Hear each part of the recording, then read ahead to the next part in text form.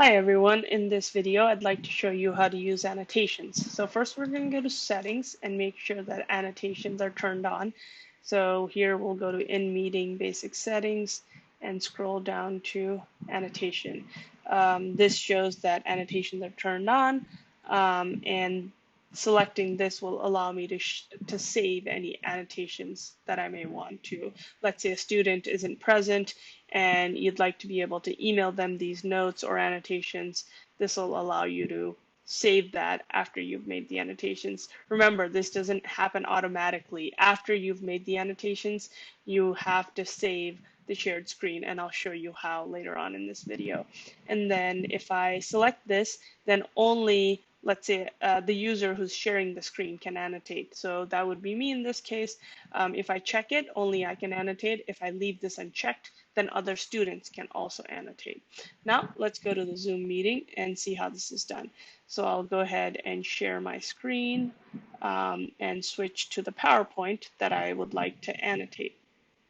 Before we start annotating, a word of advice so I can see where my mouse is.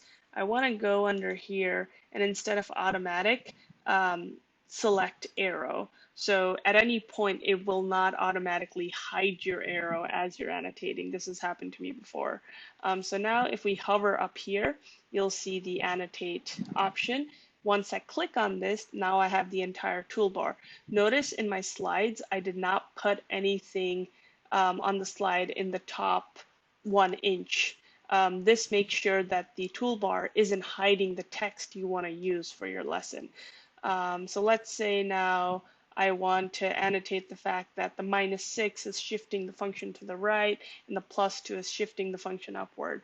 I can do that by first highlighting each of these by drawing little ovals around them.